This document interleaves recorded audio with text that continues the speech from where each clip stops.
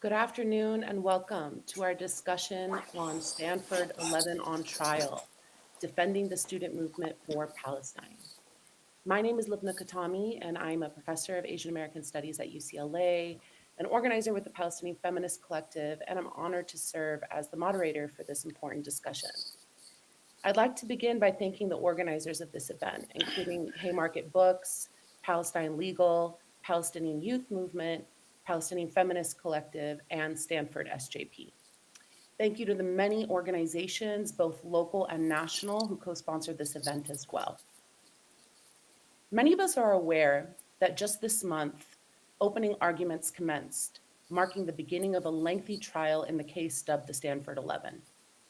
On October 20th, 2023, 13 days after Israel began its genocidal onslaught on the Gaza Strip, students started what would become the longest sit-in Stanford University's history. For 7 months, the Stanford sit-in to stop the genocide staged an encampment to demand the university divest from Israel. And for 7 months, these students were ignored and dismissed by their administration, finally leading up to a campus building occupation intended to put pressure on Stanford to negotiate with them. On June 5th, 2024, students, alumni, and one student reporter from Stanford University were arrested in a sit-in of then Stanford President Richard Saller's office.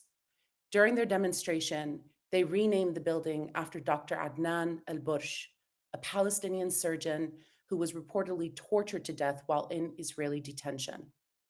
Asserting that they had exhausted every other option to bring Stanford to the negotiating table, the protesters demanded again an end to Stanford's financial ties to Israel's genocide in Palestine. Nearly a year after the initial arrests, DA Jeff Rosen announced that his office was filing charges of felony conspiracy to trespass and felony vandalism in relation to this protest.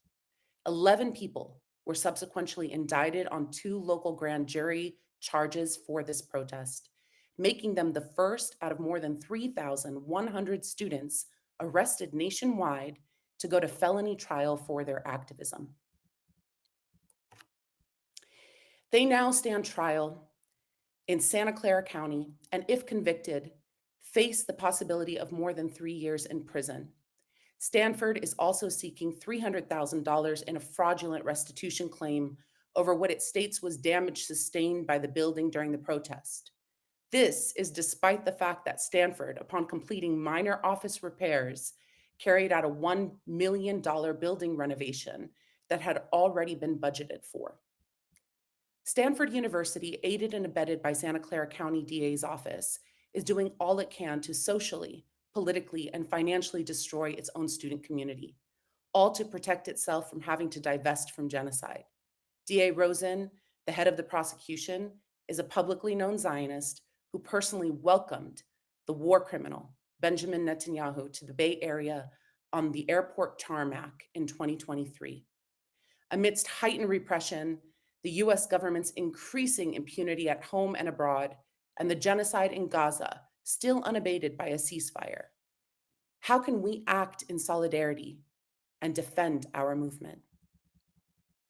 As we gather today to discuss the case of the Stanford 11 and the gross miscarriage of justice of this political prosecution against student activists, I would be remiss to ignore that we gather on a day of tribute to the indomitable Dr. Martin Luther King Jr. Dr. King was a man who lived and died for the dream of freedom, captured best in his signature 1964 speech that we all know, "I have a dream." But dreams of freedom alone, as his address made clear, are futile absent the discipline and will to work for it. Dr. King relentlessly organized for a world free of anti-Black racist state violence, racial segregation, and oppression. Today, he is a man that the US government celebrates, but we remember that it was the same man that this very same government once secretly spied on, jailed, and eventually assassinated. I believe that if Dr. King could speak to us today, he would call on us to hold close 3 important lessons. First, he would caution us from plastering his name and face on stamps, national holidays, schools, institutes, monuments, and street signs, absent living by the values he spoke of. Dr. King would call on us to engage in real efforts to dismantle the prison and police industrial complex which murder, hold captive, and terrorize Black America in larger numbers today than in any other period in US history. He would call on us to act against the corruption of our criminal justice system and the targeting of change makers, movement leaders, and social justice activists. Second, I believe that Dr. King would caution us from selectively appropriating his teachings. He would ask us to remember him not only for his 1964 I Have a Dream address and the fight for civil rights domestically, but he would also ask us to consider his 1967 A Time to Break Silence address at the Riverside Church, where he unapologetically drew crucial links between the struggle for racial justice here in the United States and the struggle against the US imperialist war on Vietnam. If Dr. King were with us today, I am without a doubt certain that he would have been at the front lines of the movement to end US support for Israeli genocide. This point leads to the third important lesson. In his 1967 address on the perils of the US war on Vietnam, Dr. King provides us a sobering explanation for why his views on the matter of nonviolence had evolved in the 3 years prior. It was the war in Vietnam and the levels of imperial and white supremacist violence it exposed that taught Dr. King that he could, in his own words, quote, never again raise my voice against the violence of the oppressed in the ghettos without having first spoken clearly to the greatest purveyor of violence in the world today, my own government, end quote. To honor Dr. King's life and legacy, we enter a discussion of the Stanford 11 and the broader assault on the student movement against genocide and for a free Palestine by understanding that US imperialist aggression abroad is intrinsically linked to the struggle for justice and freedom we engage right here. This lesson is what allows us to expose the contradictions of this trial. Those who purport to uphold Dr. King's legacy, including District Attorney Jeff Rosen and Stanford University, they fixate on the fake blood used in a student protest, but say nothing of the real blood shed by Israel's genocide of Palestinians in Gaza. They condemn and seek punishment for minor damage made to property, but are complicit in the near complete evisceration of land, life, and infrastructure in the Gaza Strip. And the contradictions become even more clear when knowing that Stanford University houses an archive of Dr. King's life work and holds a research and education center in his name, all the while persecuting activism on its own campus. In recent years, we've witnessed an uptick in criminalization of dissent. We've seen it ramp up nationwide, threatening both students and everyday people with detention, deportation, and political prosecutions. The chilling effect on our movement has been palpable, raising questions about what it means to act and sacrifice for our principles today, questions Dr. King certainly undertook in his time. And it is here that we are reminded of his 1963 letter from Birmingham jail, where he tells us that injustice anywhere is a threat to justice everywhere. I would now like to introduce our incredible panelists for today's discussion. I'm honored to welcome Herman Gonzalez, an organizer with the Stanford Students for Justice in Palestine, a fourth-year student at Stanford, and a defendant with the Stanford 11. Herman is completing a degree in urban studies with hopes of working in local government and continuing his revolutionary organizing. We're also joined today by Tori Perel, who is a senior staff attorney at Palestine Legal. Tori provides legal advice and advocacy support to activists in the movement for Palestinian liberation on issues ranging from free speech violations, discrimination, and disciplinary charges to doxing threats and academic freedom. Welcome, Tori. We are also joined today by Dr. Hatem Bazian, who is a longtime Palestinian community activist and academic. Professor Bazian is the co-founder and professor of Islamic law and theology at Zaytuna College, the first accredited Muslim liberal arts college in the United States, and a lecturer in the departments of Near Eastern and Asian American and Asian diaspora studies at UC Berkeley. And Professor Bazian was a founding member of the first Students for Justice in Palestine chapter at UC Berkeley. He continues to lend his support and guidance as the movement grows. And last but certainly not least, we will later be joined by Mahmoud Khalil, who is a Palestinian student organizer and Columbia graduate student.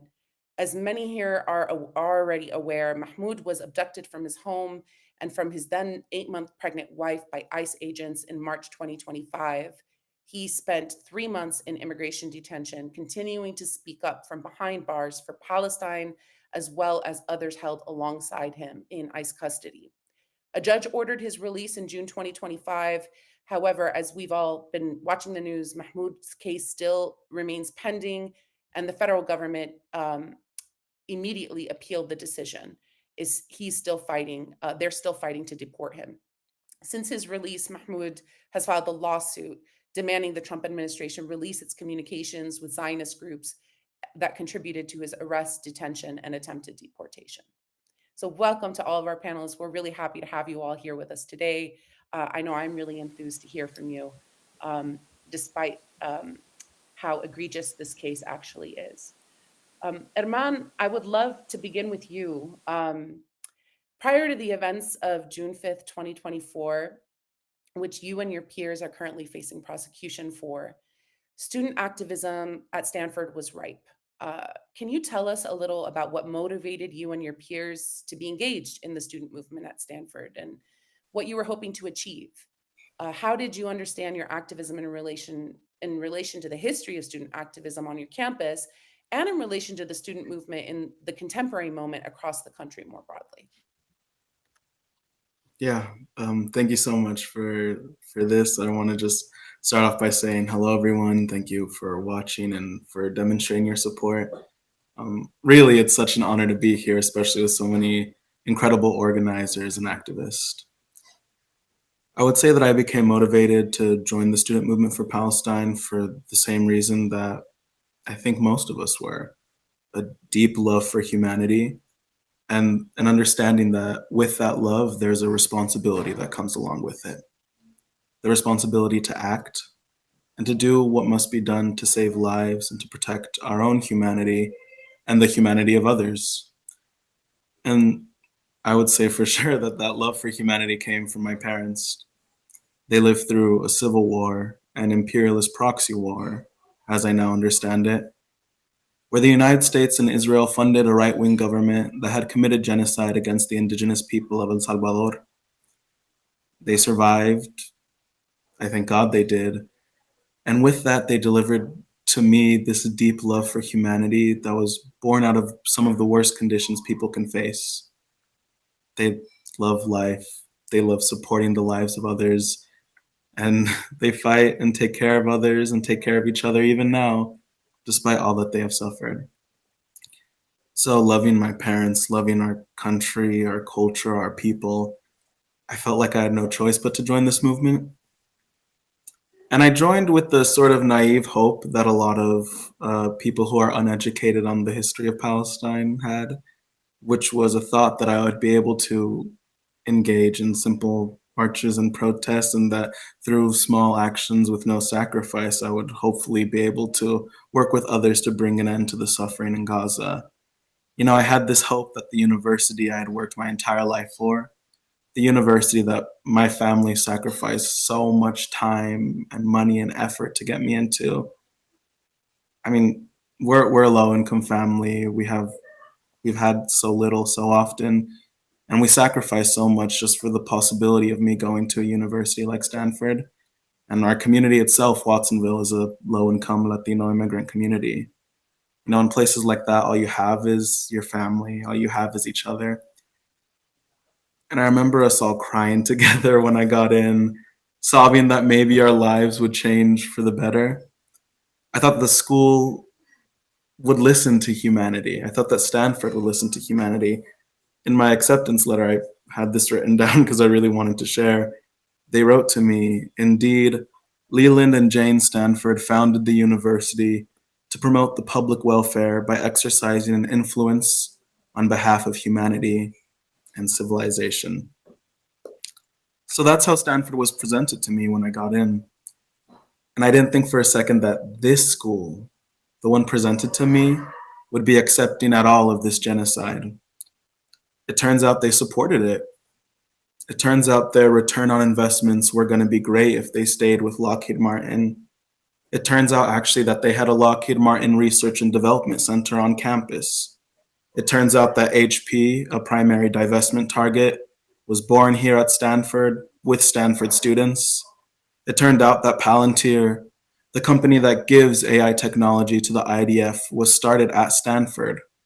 And it turned out actually that every single major company that aided in the genocide in Palestine, in Gaza, in Sudan, in Congo, in every bombing campaign, in every war in the last 25 years, either had its start at Stanford, like HP, Lockheed Martin, Palantir, or was supported by Stanford through investments or directly encouraging students to work for these weapons companies.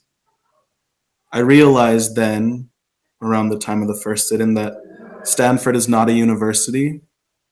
Stanford is not a place dedicated to the betterment of humanity. Stanford is a weapons manufacturer that does education and brings students like me there to legitimize their primary export, which is war and genocide. And me saying this, knowing this, understanding this, is the true reason why I'm facing these 2 felony charges and up to 3 years in prison. Because Stanford doesn't want the truth about their support and advocacy for war to come out. They don't want you to know. They don't want anyone to know where their money comes from. But the truth is that Stanford runs on blood money. It's upheld by blood money, and it's blood money from war and from genocide.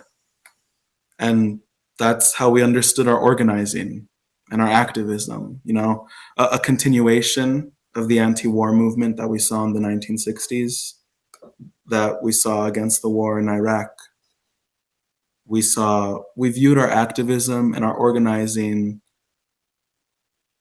through the lens of this time-honored tradition at Stanford of protests and organizing and activism, of standing up for what's right.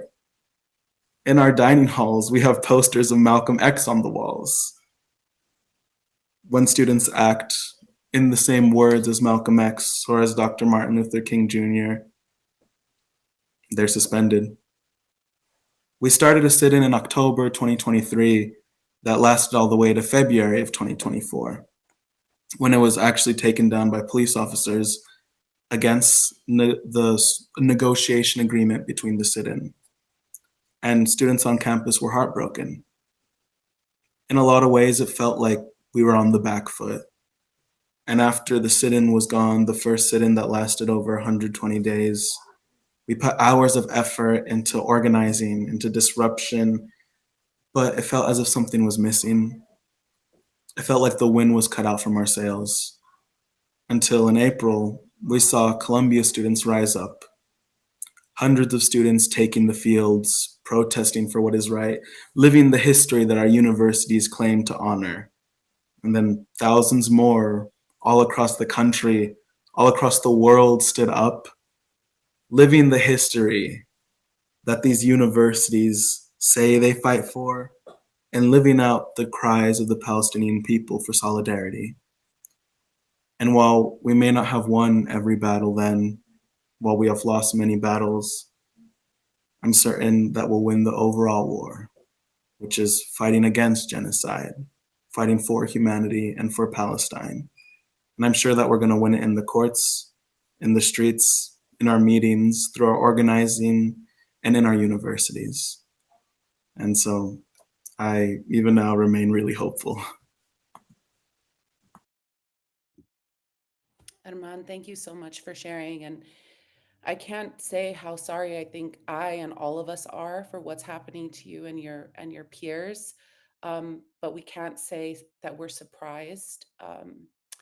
As you put it, institutions who see their primary role as being a hub for weapons development and war technologies, um, want to crush dissent. And so the compassion and the beauty and the investment in a different kind of humanity that you have brought to your activism is something I think we all really deeply appreciate and are looking to you as kind of a North Star for. So thank you.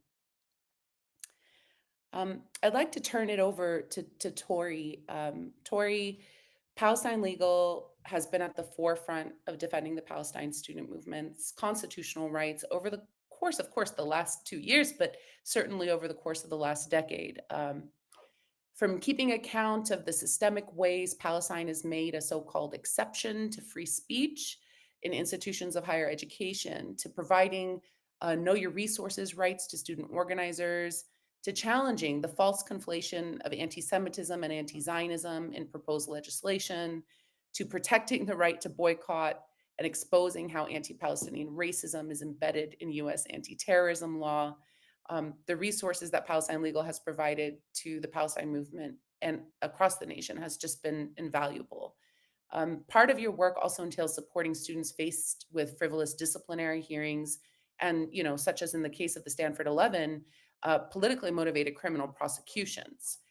Can you talk to us a little bit about how the Stanford 11 case fares in comparison with other cases of repression students have faced, and what are the specific attributes or irregularities of this case that signal it is politically motivated? Thanks so much, Lupna, for that question. Thank you to everyone who everything that went into organizing this panel today. It's been really great to hear from you, Herman. I hope everyone has been following this case really closely, because this is a really important moment for the movement in terms of defending our movement and pushing back against this repression, which is really just a signal of what repression is to come.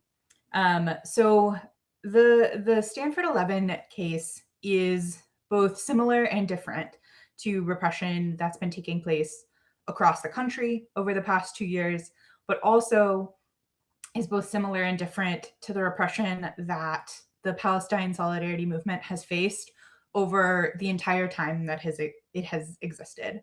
So just for a little bit of establishing my credentials in talking about the movement, I was a student activist myself for Palestine 10 plus years ago. And I was actually an early client of Palestine Legal. So I was facing suspension from my university in 2014. Our SJP was suspended, and Palestine Legal represented me and my comrades in successfully fighting that repression, overturning that suspension, and getting a lot of attention to the repression we were facing for, really basic acts of raising awareness about what was happening in Palestine.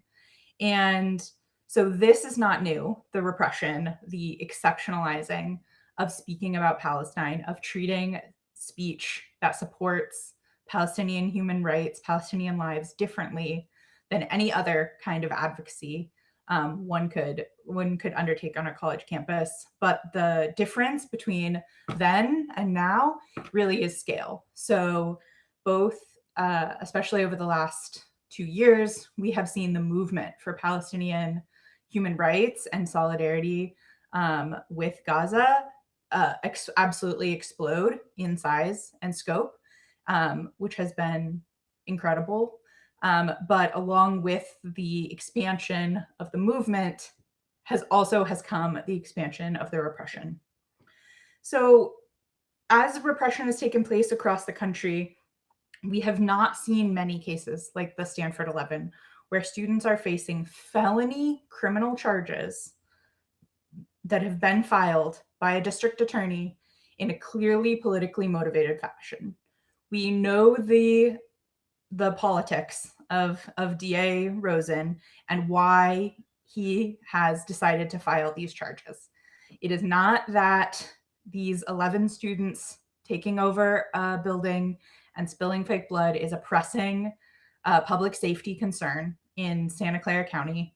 It is because he wants to send a message to students that this speech is not accepted and to chill other students from speaking out in this manner in the future. So the repression of the Stanford 11 is unique, but also the way they've fought back is also unique. We have not seen this many students take felony criminal charges to trial that I know of anywhere else in the country. And this is really key to fight these charges, to not, take care of them some other way, but really challenge and highlight, as we're doing today on this webinar, why this prosecution is being undertaken. It's not an argument of, we weren't there, these things didn't happen, but the charges of what they are being accused of doing is completely politically motivated, and the outcome they want, that DA Rosen, that every official at Stanford wants, is not for these students to go to jail. It is for all of the students who come after them to be afraid, to look at this example and think twice before they speak up in support of Palestine. And this is why our resistance and our speaking out about this case is so important. Now, the repression students have faced, like the Stanford 11, is ongoing across the country and has been for the past 2 years. So I don't think many people know that there are still probably thousands of students wrapped up in various university disciplinary processes from events that occurred during the spring of 2024 that are still ongoing. Just at UCLA, also here in California, there are dozens of students who are facing charges who have not even had hearings about events that happened in May and June of 2024. Many of these students were supposed to have graduated already, who are having their diplomas withheld. And all while the university just takes their time before having these kangaroo court hearings where the university is the district attorney and the prosecutor and the jury and the appeals court all in one, and deciding these students' fate. And people, I also feel like, don't always appreciate the impact of these disciplinary processes on students. As I mentioned, some students have not been able to graduate or receive their diplomas for almost 2 years now because of these types of cases. But at universities across the country, we're seeing students suspended or placed on interim suspension without any sort of due process, which, as Herman explained, what a university can mean to certain students, especially students who are the first in their family to go to college or lower income. The university is their housing, it's their food, it's their job, it's their healthcare, and universities are ripping all of those things away in one fell swoop, oftentimes. And that is for the same reason as why the Stanford 11 are on trial. It is a statement to students that that advocacy for Palestine, for speaking out, is not acceptable on campus. And even on campuses that are nominally in favor of free speech, that speak in the abstract about how they encourage dissent or free speech, those are the exact same universities who are still enforcing this type of repression. They will speak in the abstract about supporting student activism and free speech, while then prosecuting student protesters, so that students are not clear ever where the line is between acceptable speech and conduct that will be criminalized. And this has been effective to some degree in terms of chilling the movement, but it also has not. So one example is that in Mahmoud Khalil's case, who will be joining us later, we submitted an affidavit in his habeas corpus case about the impact of his arrest that we had seen on the movement. And after his abduction in the spring and his incarceration without charge, without any accusations of criminal conduct, we did see a lot of chill in terms of students who were contacting us for help, especially students who were not citizens. People were contacting us and asking if they should even go to their SJP meeting on campus, if they should sign on to a petition, if they should write an op-ed. All speech and activities that are clearly protected, are clearly within the bounds of the types of advocacy that are permitted. And yet students were afraid because those things were about Palestine. And this is, it makes sense given the repression that we've seen, but it's been critical that we push back on all of these forms of repression that we're seeing, because it's allowed students like the Stanford 11 to keep open the terrain of organizing and activism and continue pushing the underlying message, which is that students don't want their universities to be complicit in a genocide. They don't want their tuition dollars, their research funding, supporting weapons that are going to go to Palestine and kill people. And that is the message that students have continued to forefront no matter the repression that they have faced. And just lastly, with all of the repression that we've seen against the Palestine movement over the last 2 years, we have seen how Palestine is the Trojan horse for a broader repression of speech in the United States. After the student intifada and the uprisings in the spring of 2024, universities across the country, from the most conservative to the most liberal, adopted new campus policies around encampments, but also around protests, around speech, around flyers, around the wearing of masks on campus. And while these revised policies are framed in a neutral manner, we know what they're in response to. They were in response to students on campus speaking up about Palestine. But now, once these repressive policies are on the books at these schools, there's nothing to stop any university from using these policies against students speaking out about anything else. Students protesting ICE on their campus are now going to be impacted by the same restriction of their speech that was adopted because students have been speaking out about Palestine.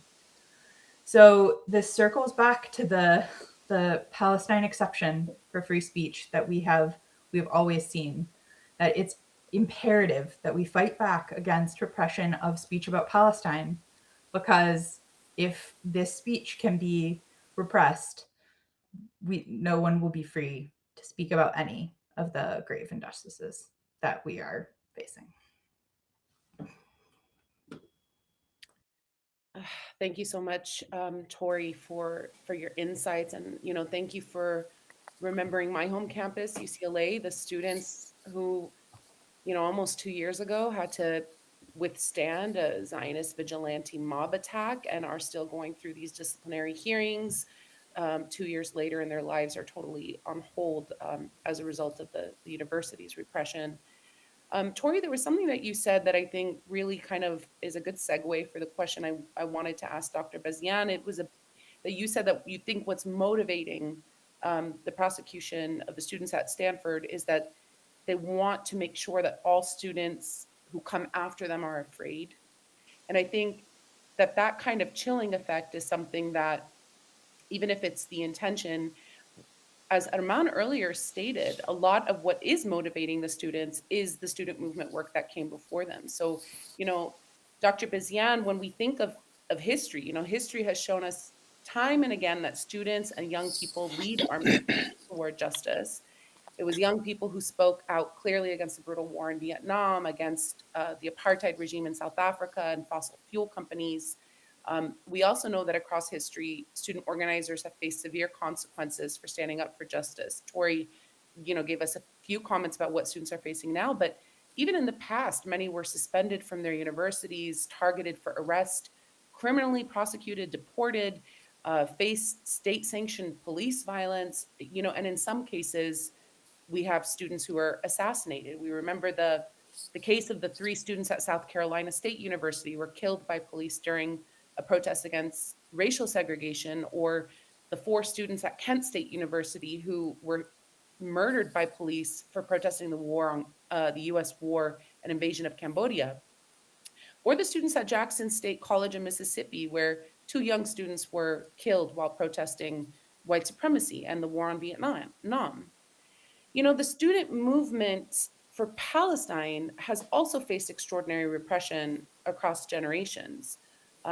Under the Nixon administration's Operation Boulder, there were scores of students with the Organization of Arab Students who were secretly spied on due to their activism. And we remember the case of the late 1980s, the Los Angeles 8, the LA 8, where 7 Palestinian students and 1 Kenyan woman were criminally prosecuted for advocating for a free Palestine.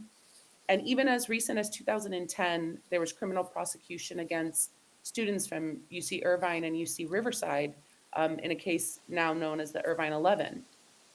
So while universities like Stanford now celebrate histories of student protest and disavow the repression students of past periods have faced, they have been moving in lockstep to suppress the current student movement for Palestine. So can you tell us a little bit about how the repression of students who advocate for justice and freedom in Palestine has transpired generations? And who are the actors? What are the logics that make the student movement such a target? And lastly, if you could share with us how you see the case of the Stanford 11 as part of this kind of historical continuum of repression of student organizers. Well, first, thank you for having me and for having this important discussion about the Stanford 11, but also put it in a broader context. I think first is we have to understand the university as an entity and as an institution. The university is part of the reproduction of the system, meaning it is wedded into the political, economic, social, cultural, religious dominant aspect of the society. But at the same time, they have to actually pretend or cater to a set of moral, ethical principles that have constantly been violated from the earliest period. And that's where the tension and the contradiction. On the one hand, the students on college campuses, they often come, rightly so, with an idealistic worldview. They want to solve and be part of bringing solutions to the pressing problems. They want to study subjects and engage in research that might be at the cutting edge of new horizons for the human beings. The university itself is constantly looking at its relationship with the government, with the corporate funders, with the donors, with the centers of what they consider to be upper crusted or elite society's configuration. And that's where, when we look at the history, always students' movements have been repressed, have been demonized, have been subject to all kinds of arrest, trying to actually say that they are part of outside agitators.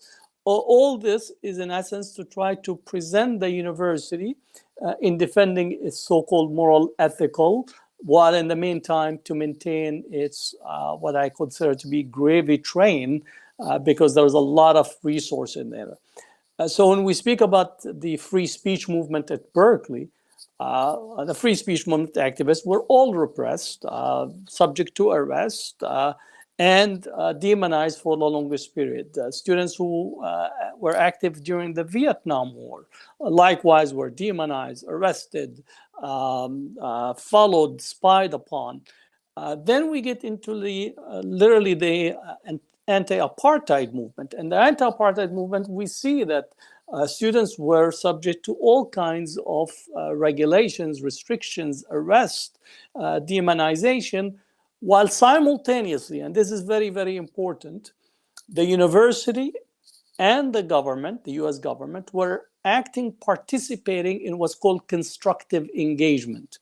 Constructive engagement, they wanted to engage with the South African government, which was actually inviting student leaders, inviting corporate leaders, politicians to come and to see how great South Africa is under apartheid. I say this because today Israel, or at least Israel for the longest period, have been using constructive engagement, right, by taking our chancellors, presidents, some faculty members, police departments for training to say that, look at Israel is the, quote, the only democracy in the Middle East, and it literally the startups country in the world.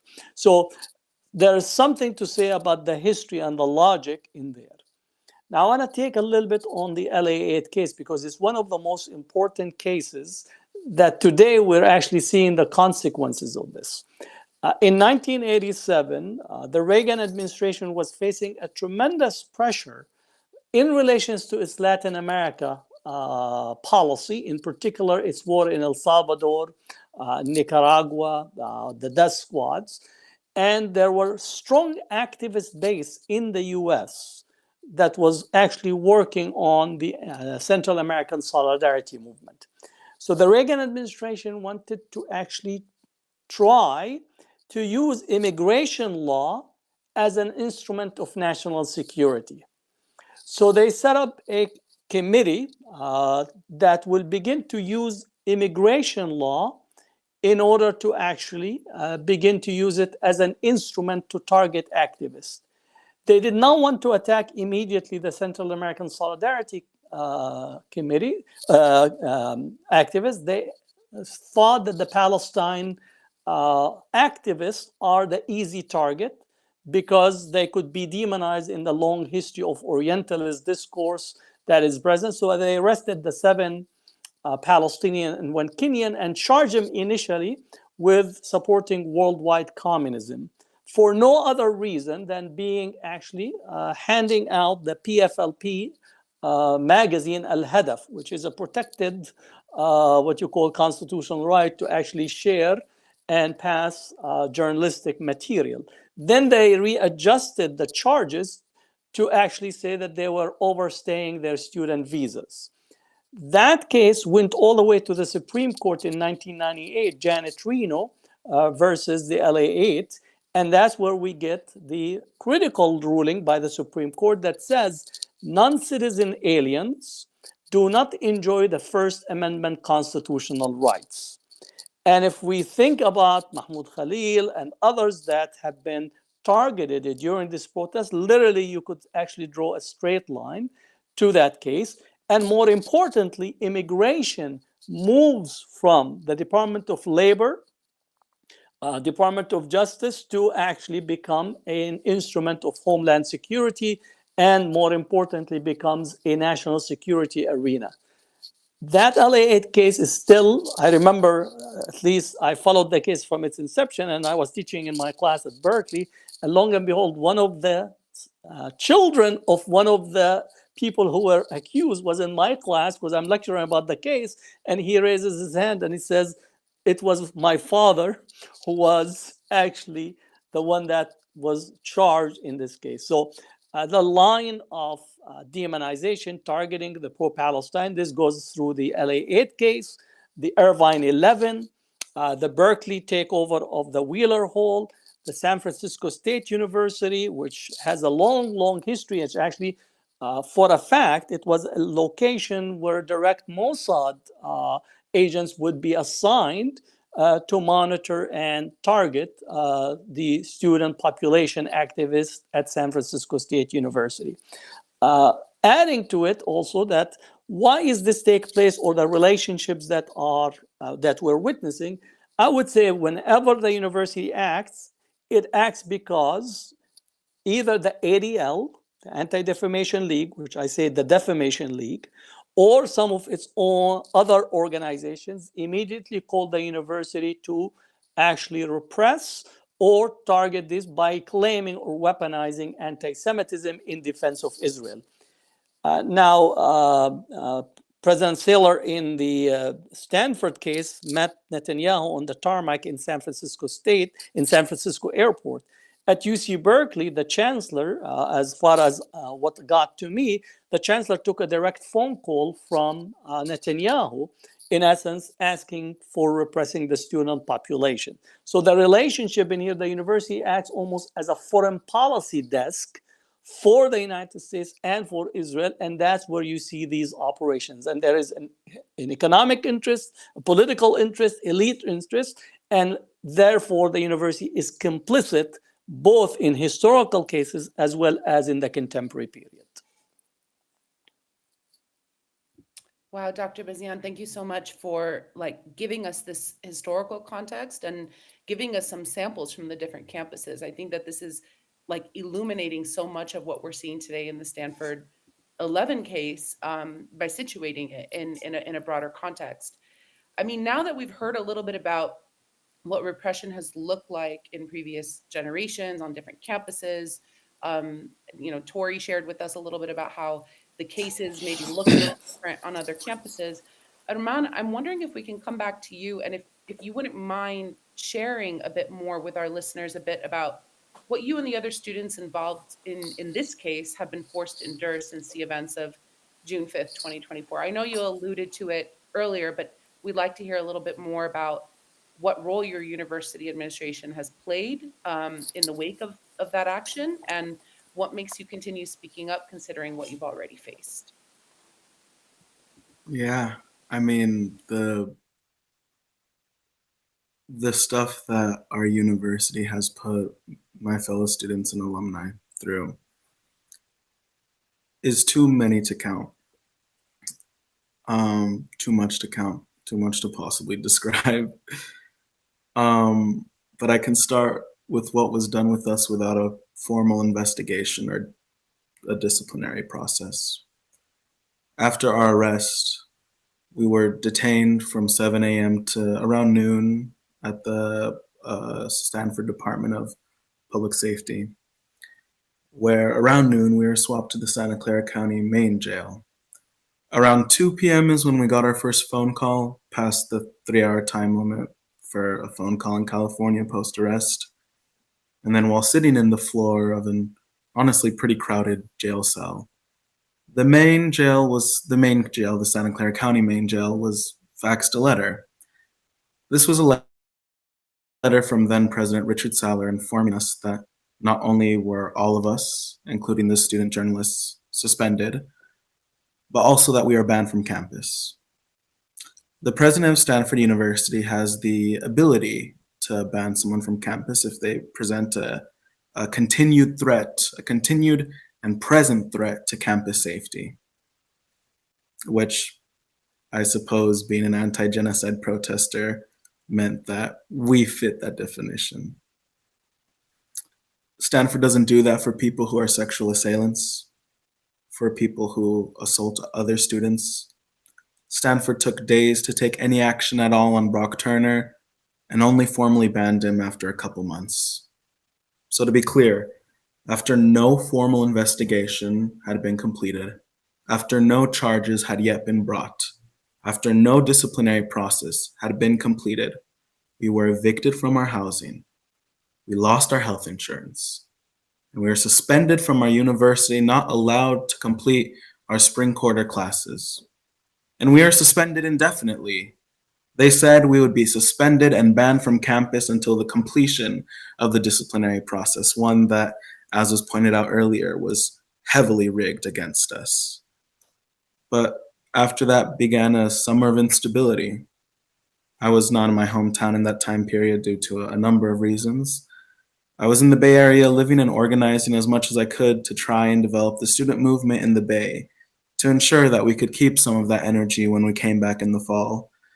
And I was living there off of the very kind mutual aid that we were given, eventually getting a job as a barista, and dedicating the rest of my time to the student movement.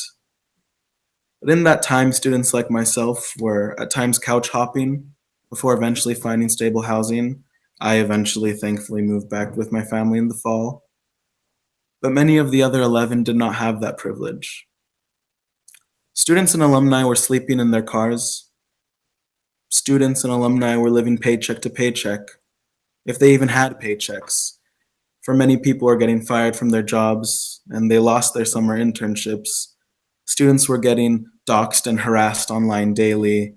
Were being put into states and conditions of extreme poverty for the crime of opposing genocide, not for what we did, because what we did was exactly, in fact, I would say less intense than what students prior to us have done.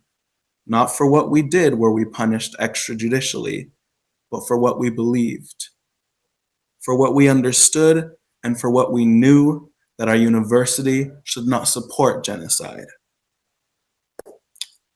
And when this instability reached a tipping point, we requested to the new president, President John Levin, to just have the interim suspension lifted, to just follow the typical disciplinary process, so that we could return in the fall and have housing for the fall and maybe have the opportunity to continue our studies.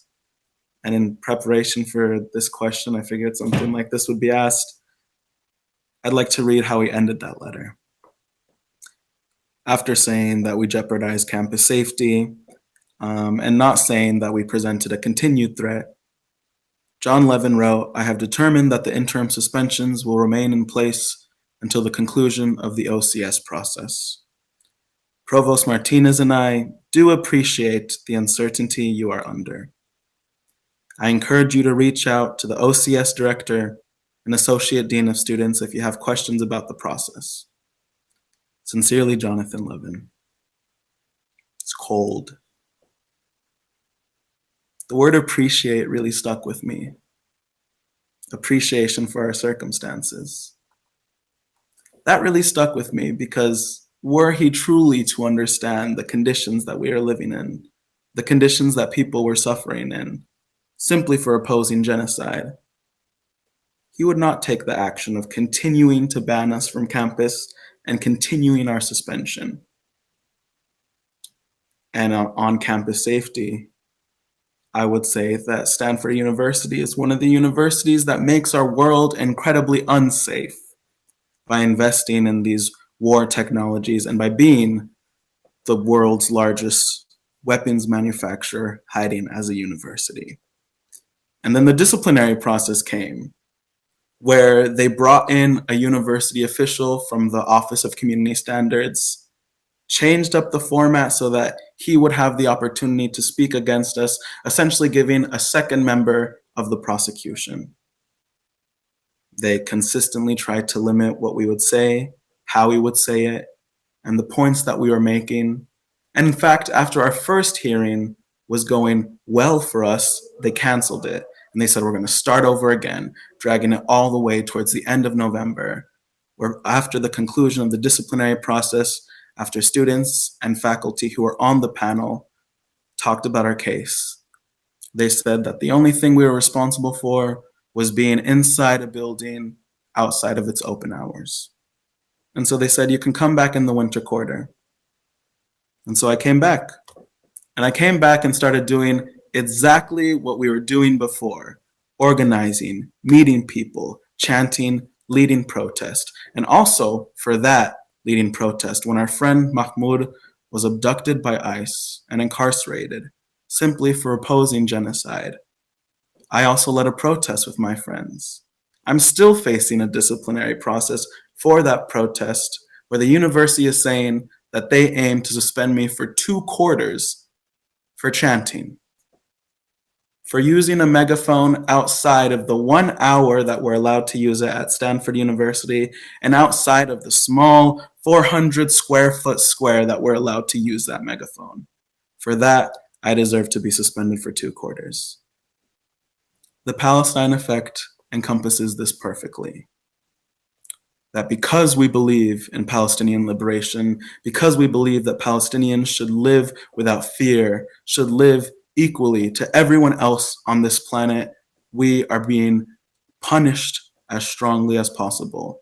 But it is because of that that we realize that these institutions are on the back foot, they wouldn't be attacking students and alumni. They wouldn't be attacking us, trying to suspend us, trying to imprison us, trying to charge us for thousands of dollars if our thoughts, if our beliefs, if our actions didn't hold tremendous power. And that's why we continue. That's why we continue, because we have no other option, because we understand that in the face of genocide, in the face of ICE raids, in the face of inhumanity that our university and our school and our country is committed to, that holding these ideas and really believing them and pushing them forward, if we really hold these ideas, it means we have to do what is necessary to live them out and to protect people. And our university is scared. Our university is scared of this message getting out, of this understanding of justice reaching the students, which is why we're continuing our work, which is why we're organizing, and in fact, why tomorrow we're going to be joining the national call for a walkout, calling and demanding, localizing the demands of this national walkout, calling for Stanford University to cut all ties with Palantir, which provides the AI infrastructure for the genocide in Gaza and the AI infrastructure for ICE raids in this country. So I think we're not going to stop fighting. We have no other choice but to stop fighting, and we're going to do it without fear. Because as one Columbia protester said in the Encampments film, the only weapon they have is fear. And we are without fear. When we are without fear, they have nothing. Thank you, Edman. That's absolutely right. And I just want to appreciate you for sharing so much of the particularities of what the students went through in the wake of that day of protest. And I would like to turn it back to you, Tori. It seems like there are some like exceptional forms of harassment and doxing and bullying that the students went through, but they're also, from what's been shared so far, it feels like there's a lot on the line in the case of the Stanford 11 that has implications for our broader movement. From the legal side, I see procedural irregularities that indicate to me, at least, that the prosecution is experimenting with policies proposed in Project Esther. Things like the felony conspiracy case against protesters, grand juries seems to be unusual for Santa Clara County. So I don't know if this is accurate to say. I was hoping with your training and your background, you can comment on whether or not there is something irregular about this case. And if so, can you talk to us about what we stand to lose if a corrupt prosecution like this one goes uncontested? What is the case revealing about the Trump administration's broader assault on First Amendment freedoms? And how are Stanford University, the state of California, in this case represented by DA Rosen, colluding in this unconstitutional assault? Yeah, absolutely. Thank you for bringing in Project Esther, because I feel like this is important for everyone to understand in this context of the repression that students have faced on campuses all across the country. So for those who aren't aware, Project Esther is a document that was written by the Heritage Foundation as somewhat of a supplement to Project 2026 that you might be familiar with, which is somewhat their plan for the Trump administration, and specifically Project Esther lays out how they would aim to recast the Palestine solidarity movement in the United States as what they would term the Hamas support network, which is, a continuation of a decades-long Zionist project to delegitimize Palestine activism in the United States and exploit anti-Palestinian racism, which is the same force that drives Zionist violence in Palestine itself. There's two key points from Project Esther that I just want to mention quickly, that I think we've seen both in the Stanford 11 prosecution, either in the prosecution itself or in the rhetoric surrounding it. So the first is Project Esther pushes for the increased use of criminalization of the movement. So they are implicitly acknowledging that they cannot address the rhetorical arguments of the movement head on, that they can no longer address or justify the violence people are seeing with their own eyes. And instead, they are turning to criminalizing the speech about what is going on in Palestine. So one way, as we're seeing with the Stanford 11 case, that they have laid out that that speech can be criminalized are felony conspiracy cases where, you know, they aren't presenting direct evidence of law breaking necessarily, but really like a thought crime that people got together and conspired, thought about together to break the law. The other side of the criminalization laid out, proposed in Project Esther, that we thankfully have not seen to a high degree so far, is the use of material support for terrorism. So material support for terrorism is a big exception to our generally strong First Amendment protections here in the United States. It has to do with casting speech in support of Palestine as actually speech in support of terrorism, which can then be prosecuted. And as anyone who knows anything about anti-terrorism laws in the United States knows, that is a very intense legal regime that allows for a lot of surveillance, prosecution, and very, very harsh penalties. Palestine Legal has put out a report, you can find it on our website, called Anti-Palestinian at the Core, which lays out the development of US anti-terror laws and how even from the very beginning, they were aimed at those who would speak in support of Palestine. The second facet of Project Esther that everyone really needs to be aware of is their attempt to frame any criticism of Israel as anti-Semitism.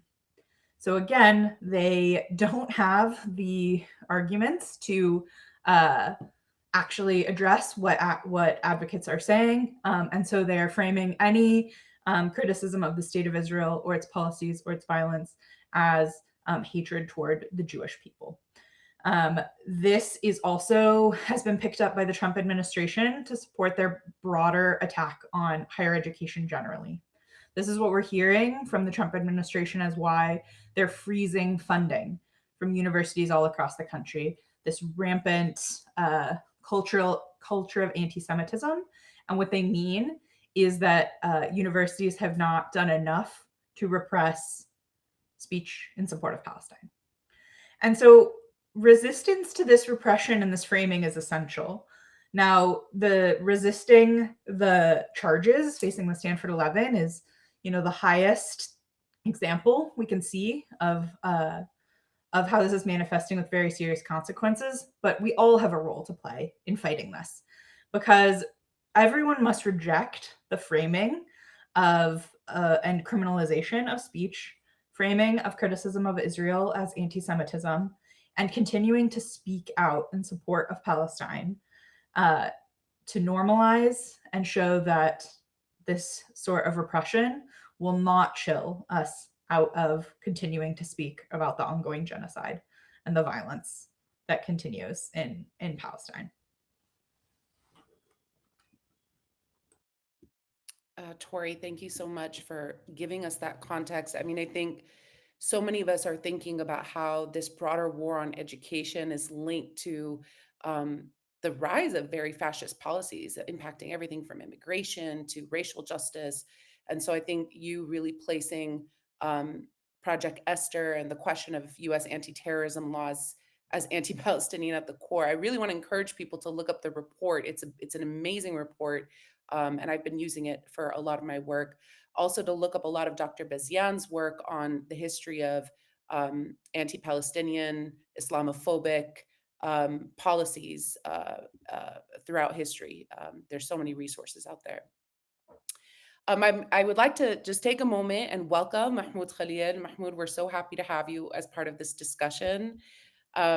We've spoken about a lot of things. Arman earlier was talking about how much the work that you all did at Columbia University really inspired the Stanford students in April of 2024 to continue on the path of their revolutionary organizing.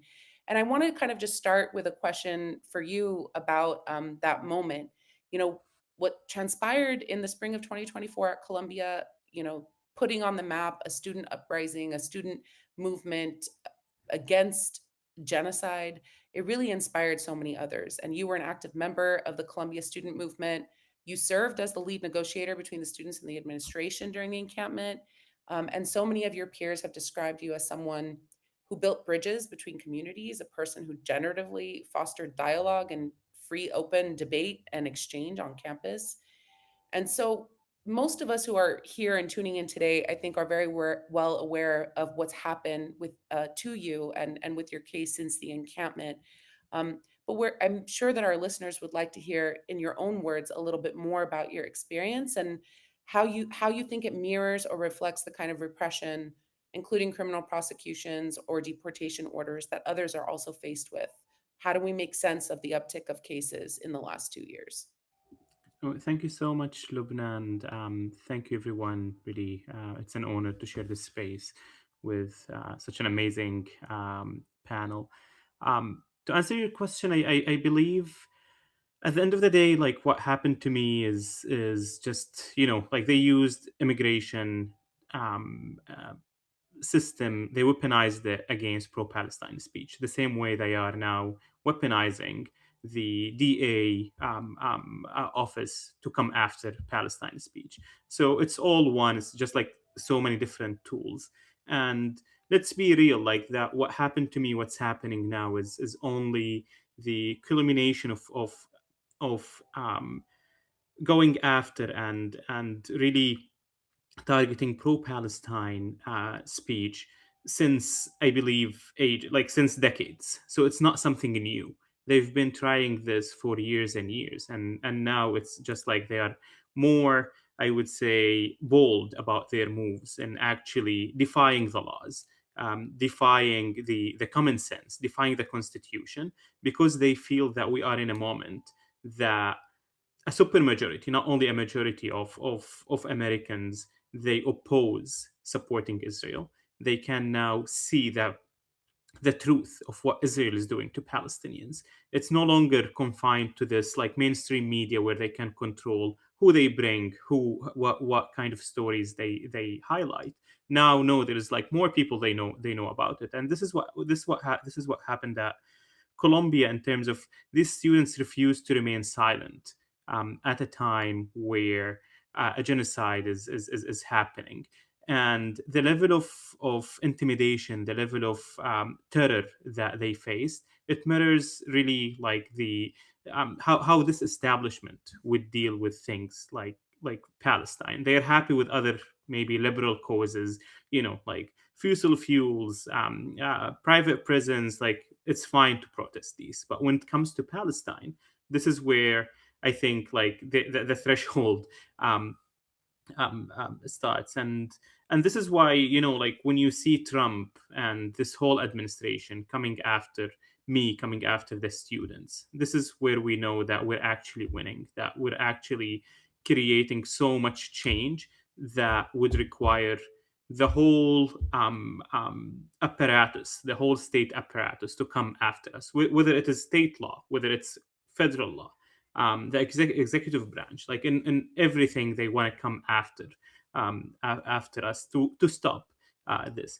And perhaps they succeeded in some ways to chill speech, to say that like we have no limits in coming after pro-Palestine speech. But a very important, I believe, ruling a couple of months ago in Massachusetts, when the judge said that you have an administration, you have the Secretary of State, the Secretary of Homeland Security, and other officials. They are conspiring to deprive American citizens and those in the country from their First Amendment. So it's that level of criminality, and they're really pushing the envelope to see what can stick, what cannot stick. And that's why I believe like it's very important that we push back as much as possible, because we know what they are doing is illegal. We know that what we're doing is righteous, it is legal, and we need to uphold the law. It's not they will not just like let us have it. We need to continue fighting to uphold these important principles. Thank you so much, Mahmoud. And I mean, I think that like the way that you describe it as the whole state trying to silence this movement is such an important way to think of it. I know that there are some developments in your case, like you are not completely in the clear, and we are all still here rooting for you and standing behind you and ready to mobilize in support of you the same way we're here for the students at Stanford. But as someone who has experienced a fair share of repression in the last 2 years, and even before, thinking of your life as a Palestinian, how much you've talked about being a Palestinian refugee, we're wondering if you can talk a little bit about what has been keeping you going in particularly difficult times, and if or how community support has factored into your case. Any suggestions you might have on how we mobilize community support for the students at Stanford? Absolutely. I mean, I consider this all to be a distraction from what's happening in Palestine, from the fact that our tuition dollars, our tax money is being used to fund a brutal regime, a racist state that's committing a genocide, that's committing apartheid, that's committing occupation, and you name the crime that this state of Israel, like the racist state, is committing right now. So this is all just, to me, is really a distraction, and I consider myself one of the lucky Palestinians who who live in here in the diaspora. I can feed my son. At least I have a roof. So really, like I'm one of the lucky ones who have the luxury now to speak, compared to someone who's, you know, who is Israel killed their entire family, obliterated like their whole neighborhood. So what I'm going through is compared to that. And it's nothing, and absolutely, it's absolutely, I cannot compare what I'm going through to that. And this is what's keeping me going, to be honest. Like just the fact that I'm still breathing, the fact that I can see injustice happening around me. I feel that the cost of remaining silent is much, much, much higher than actually speaking up for Palestine. And the community support has an important part in that. Like when I was in detention, like being deprived from my family, not knowing the news, and then I learned about the amount of people who are supporting me outside. This is what's actually kept me going.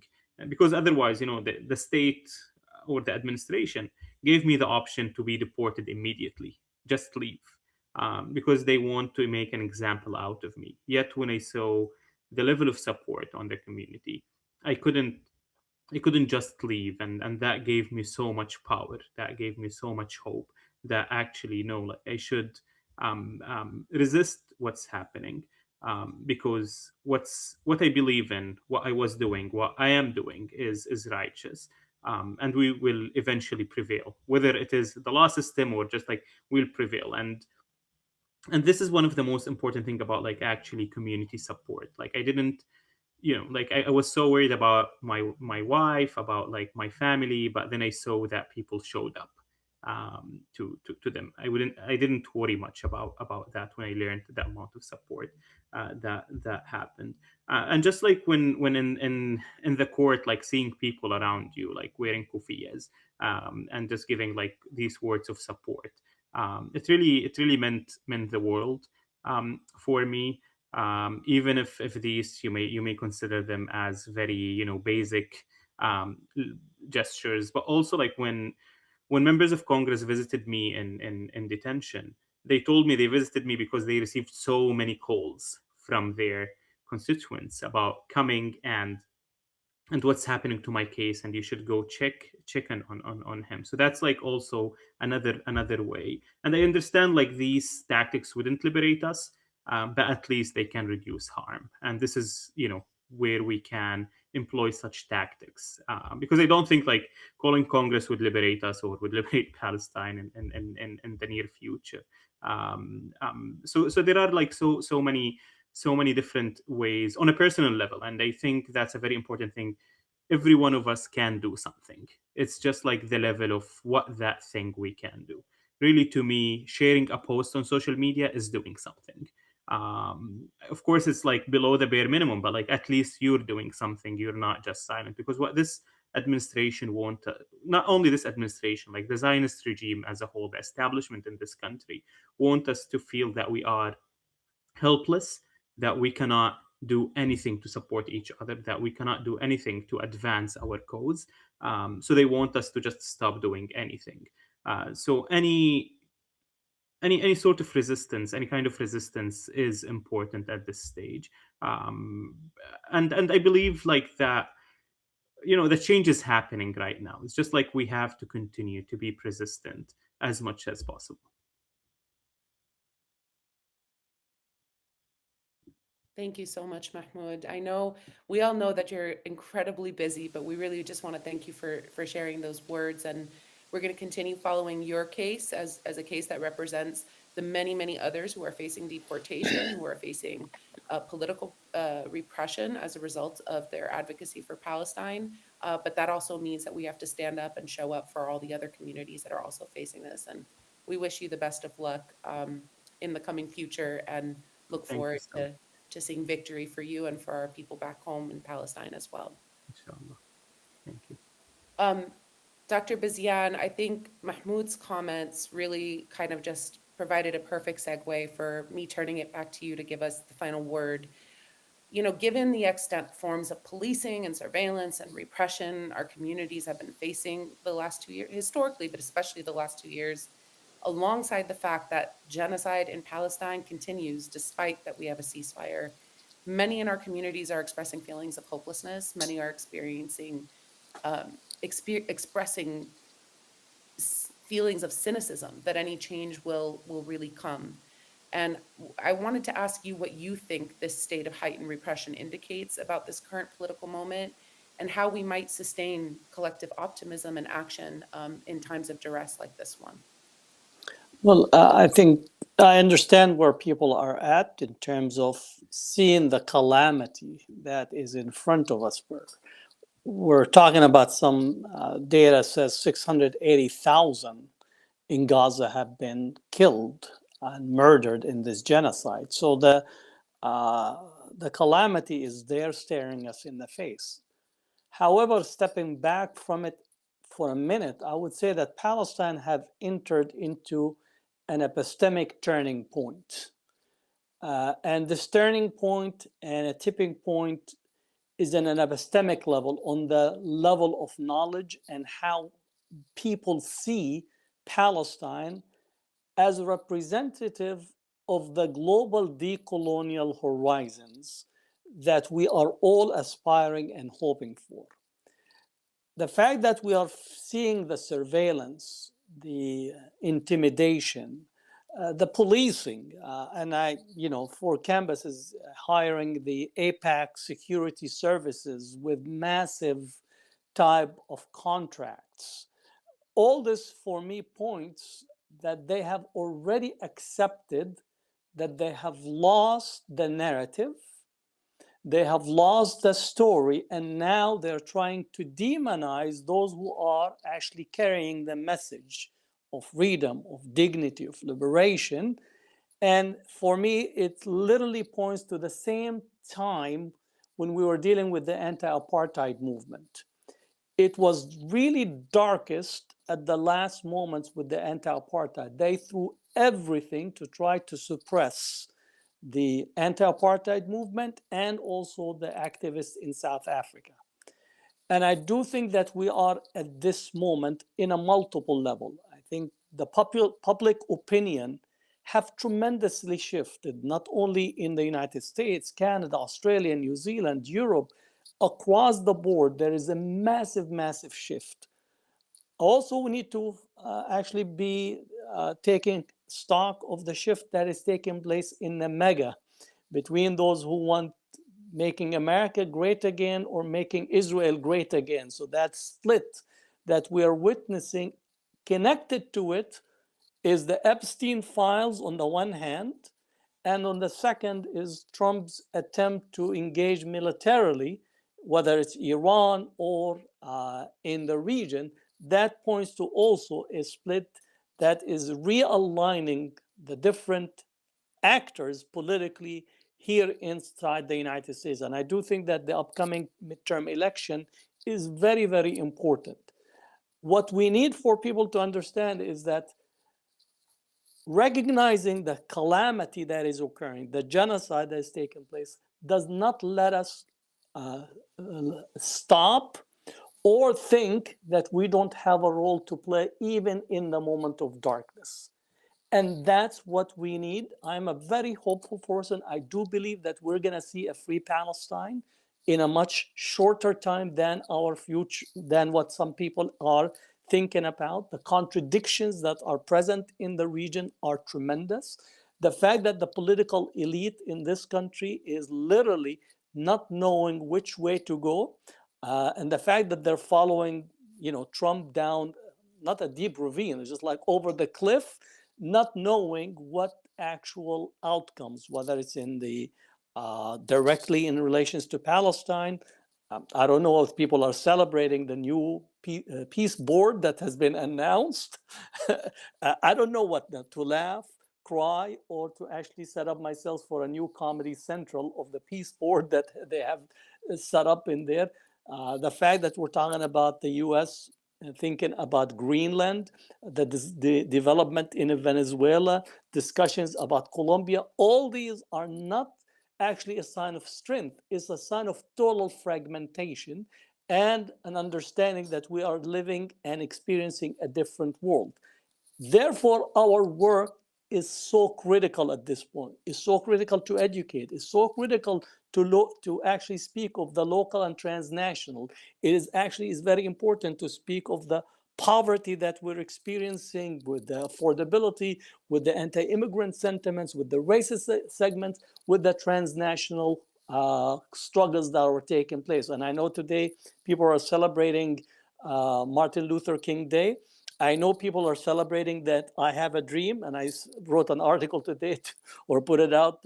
People are dusting off their I have a dream speech. No, we want you to actually dust off the three evils of society speech, breaking the silence speech, understanding that Martin Luther King actually came to be local and transnational in the same place where Malcolm X was. So rather than actually seeing one another, they converged at a very critical moment. And that's the moment that we have to connect Palestine, Venezuela, Congo, Sudan, the discussions taking place in Minneapolis and different places, for us to have a new decolonial human rights movement that centers and changes the narrative. And I do think it is possible, and it is within our reach.